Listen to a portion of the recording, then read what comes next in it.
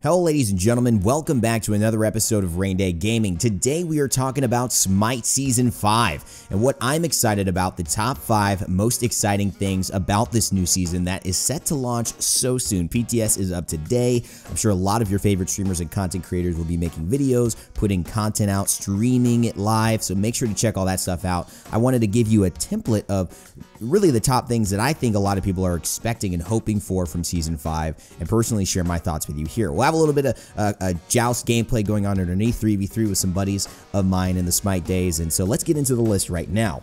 The first thing everyone I think is really hyped for in terms of Smite Season 5 is the new map. The Conquest map is something that is beautiful. It's a sight to behold, and just seeing the behind the scenes of the development of that has been an exciting process and really piqued everyone's interest.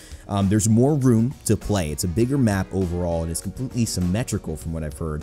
And what it's also allowing is for less snowballing. A lot of the big complaints around the map before in Season 4 was that there was kind of, you win one big objective, you win something, and then all of a sudden, game over, baby. Like, you better try next time. And of course, we know how I feel about kind of giving up early, but it honestly made a lot of sense because it was difficult to catch up once you had gone behind. And so that's something that's changing, and I think will be more engaging from a viewership and a player-based standpoint.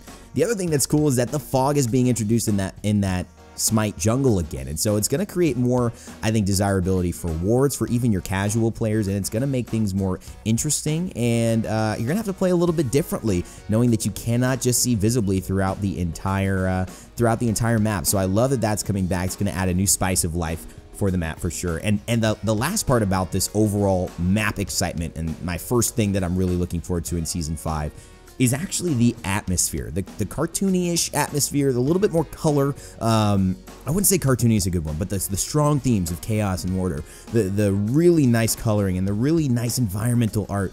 You shout out to my boy Christian Davis, High-Res Baba Ganoush, who's one of the lead environment artists. Of course, Chuck Vincent, who did so much work on this and really drove the theming and the execution of this in such a high way, and everyone who worked on that art team. It just came out so beautifully, and I think everyone's really excited to just get that feel. And I honestly believe that this is going to be more appealing for just a general audience. Smite is a super veteran crowd, so this is pretty exciting stuff. I hope a lot of people, especially if you're a fan of Paladins or if you're a fan of other games, other MOBAs, will find maybe a home in watching Smite and being around Smite more. I know that personally, aesthetic atmosphere means a lot in terms of whether I want to sit down and watch a game or play a game for long periods of time. Now, moving into the second part of what I'm really excited for Season 5, it's actually the fact that new Pantheons are coming out this year, and not just one, it's two. Slavic and Voodoo are being added to the Smite roster, and there's this commitment now to not necessarily just take more time on gods, which is what they said in Season 4. Chris Larson said that they want to, instead of do so much more time on just gods and stick with one Pantheon, split those Pantheons up a little bit more. You don't need to do 8 gods in each Pantheon in order to I think, whet everybody's appetites for new looks, new styles, and new lore to be introduced into the game. So splitting it up into 2 new Pantheons coming out this year is going to create a lot of really interesting god opportunities. Voodoo and Slavic, I mean, I don't know anything really about that. I know Voodoo's very popular as far as gods and skin themes in Smite, but geez, the fact that we're able to get 2 Pantheons, and he said if we are lucky, a third, that is going to be really exciting. So if you are a fan of lore, if that's one of the things that really excites you, just new god releases, that's one of the reasons I love Smite from the beginning, because gods like Zeus or obviously Thor or Poseidon, and not just, the typical gods, but sometimes the gods like Anhur and those releases, Cupid, those ones really got me excited to play Smite and just experience what they like, what they feel like in a video game. So even more of that is coming in Season 5, and that's something to be excited about.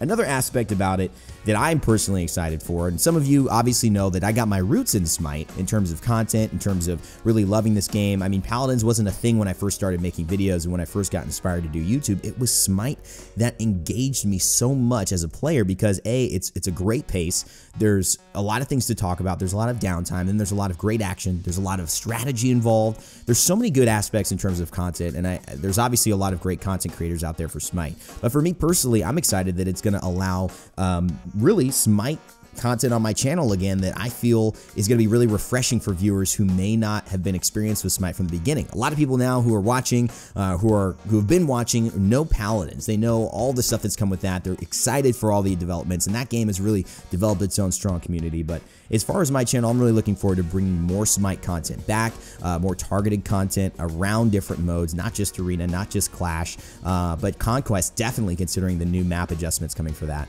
And I'm just really hyped.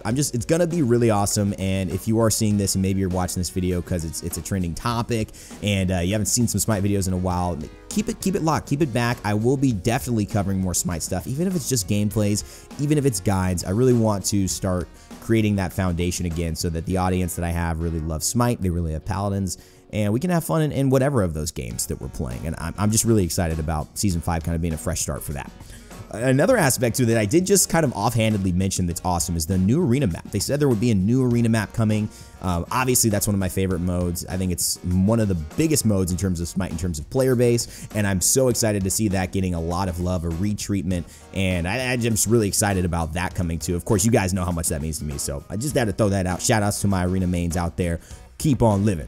The other thing that I'm really excited about here is Conquest. Conquest. This is something that has obviously been kind of an interesting thing in my history. I'll give you a small story. People know that I don't play a lot of Conquest, but the reason was when I was actually playing Smite for the first time, it wasn't because I didn't like Conquest. I actually did play Conquest before I started making content. I played almost exclusively Conquest and Arena a little bit, but then all of a sudden I actually got really, really serious in terms of my next step of soccer. I was always playing a ton of soccer in my life at a high level, but then I went to UCLA, and when I started playing a lot more Smite when I was past 18 and 20 and all that stuff, it just became very hard to fit in a potential 45-50 minute game to get my Smite fix. And I was a little worried. Sometimes I'd miss practice.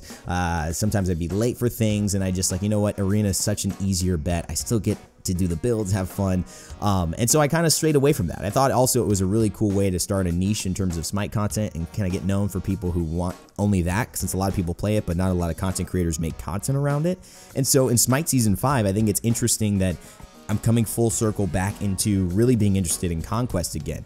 I know I've got a lot to learn, and I know that there's still a lot of people who have a lot to learn around Conquest. It's kind of a scary mode. Most people are I think if you talk to a new person about Smite Conquest, they get a little worried because it's just a lot of pressure. You know that a lot of people who know how to play typically aren't accepting of those who don't know how to play. And to be fair, if you have four people who know how to play Conquest and one person who doesn't, it is really bad for those 4 people because, you know, if the other team has 5 competent people, it's going to be a totally different game. You are fighting uphill to the nth degree, whereas in Arena, that's a little bit different, or Clash, maybe that's a little bit different, although Clash is pretty try-hard right now.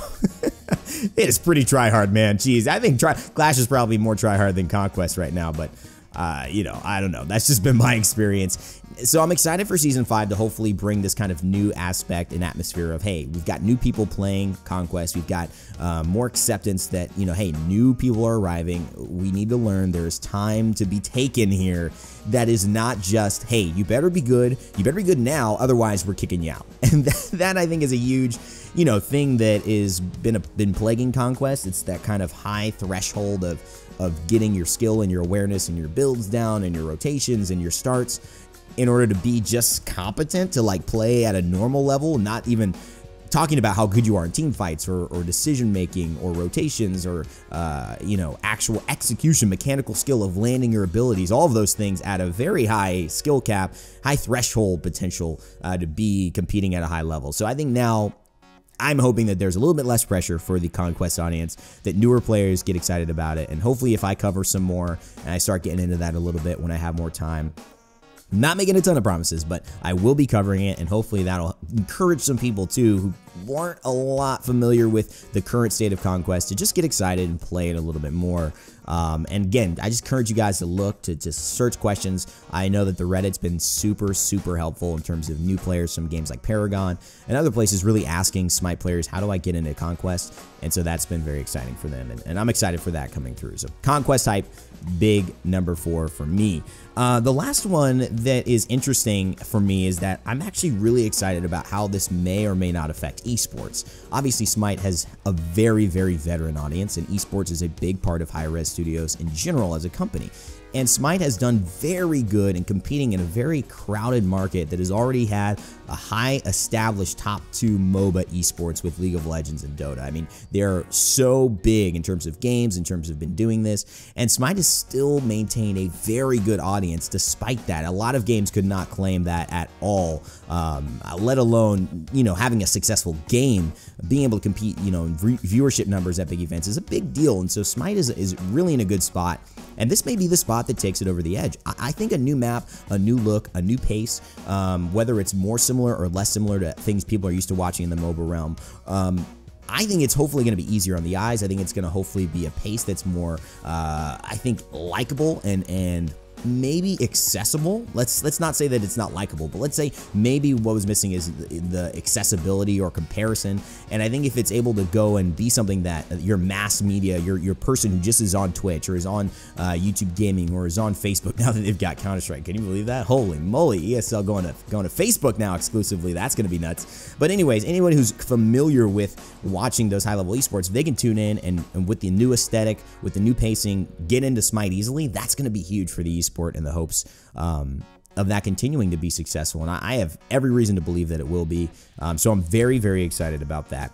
The other thing that, since we have a little bit of extra time, this game isn't quite over yet, I'm actually wanting to talk to you guys about 2 cool things that stand out. So maybe 6 and 7, little extra credits here. One, I'm really excited about how they're doing the starter items. They're removing starter items in Season 5. Which is something that you would usually see in like Bluestone Pendant or Death's Toll. Those are being removed and blessings are being added. And this is cool because I think the design team is saying, let's make this, let's make an easier way for people to understand how to get going in Conquest and in modes in terms of playing Smite. So these are going to add certain bonuses that allow a lot of the same stats to be gotten for players of a certain role, as if you were buying a starter item, but it's just simplified. So instead of having to buy Death's Toll or Bluestone, you're actually buying, if you're a hunter, the Hunter's Blessing. And the Hunter's Blessing is going to give you certain stats that if you kind of complete this task, the way at least I've seen it, like you shoot minions, and if you kill a bunch of minions or you get a certain amount of damage on the minions, you gain, your blessing transforms and you get 10 extra penetration, right? And imagine that for Guardians. Maybe it has to do with protections and you get HP 5 or something like that. There is a list of all of those. I will put the Smite game Season 5 0.1 updates in this video, so you can check the description while you are listening, or open that up on the tab now to scroll down and look through it, or wait till after the video is done and check all of the notes out for what they'll be releasing in terms of skins, the new updates to the map. There's a lot of info in there, so it's more to cover in one video, but I'm really, really excited, and I think blessings are a really cool take, especially for Smite. And I think it just shows the design team is really being user-friendly and being beginner-friendly, and that is one of the most important things at the start of any season that you could do, because this is when a lot of people are paying attention. The other thing that's awesome is god balance. I mean, how often is it that the god that you like sometimes just goes out of favor, right? I mean, whether it's with pros, whether it's just in terms of balance, you're waiting for that Jubilange buff, or you're waiting, I don't know what it is, but you're just waiting for it, and it's not coming. And what I love about new seasons is that sometimes those things get shaken up. Gods that aren't good become really good because of certain items, certain builds, or the way the map is. And so this is a great opportunity, kind of like the Wild Wild West, to just see what works. So don't be afraid to try a new god, try a new build, try new items, get a little crazy, because that's how you really find out what sticks and what's valuable in this new meta. Trust me, no matter how anybody says they know exactly what's right, what's good. PTS has not been available to play yet by the time I'm recording this video. So no one actually knows. People think they know, but things always develop, you know what I mean? So it's cool to have speculation, but the truth is that speculation is always, you know, kind of guilty until proven innocent. That's the way I look at it. It's like, it's not true until you actually prove that it is. And even if you do, it's not proving that other things can't work as well. So don't get afraid. As I jump over that nice raw snipe there, I had to throw that out there. I had to live commentate that moment right there. Scamazot's, I think he's going down, and this looks like it might be the end of the game. Comes through to finish off my last point here. It's been awesome. I mean, seeing the Smite community really rally around Season 5, all of the new changes, and a lot of people getting so excited about this new mode. And I really want to hear your thoughts. So of all the things that I said, in the comment section below, let me know what you guys find the most interesting and what you find most exciting about Smite Season 5. I know these videos sometimes, if you're not into Smite, can be a little bit more laborious, or you're kind of like, I don't know if I'm... But seriously, this is really, really good stuff in terms of, I think, setting a tone for other content coming out, not only on my channel, but but other channels. There's a lot of great creators who are probably going to show some Smite stuff now that Season 5 is launched. So to get yourself in a good spot, I definitely recommend watching some content. You will enjoy it so much more. It's like, you know, it's missing the first 30 minutes of a movie and being like, well, what's the foundation? This is a cool scene, but what was the setup? This is basically the setup, and a lot of content is going to be following as well, not only on my channel, but other channels. And the last thing I want to mention is if you do know a Smite channel, you know another channel it's covering, support them. Like, subscribe, turn on the notification bell, and click every upload instead of almost every upload. It's amazing YouTube makes you do 3 steps to go ahead and do that when someone already clicks that they want to subscribe to you and get your videos. But that's the way the world works. And content creators, despite small ones getting demonetized, despite a lot of hard efforts and this and like that, people who really do this because they love it, because they love connecting with the audience. Remember, your comments mean everything. Your likes, just the showcase of you showing up means the world to everybody, especially me. So I appreciate it, guys, and I can't wait to see you out there in the battlegrounds of the gods. As always, remember to never give up, never stop gaming, and we'll see you all in Season 5.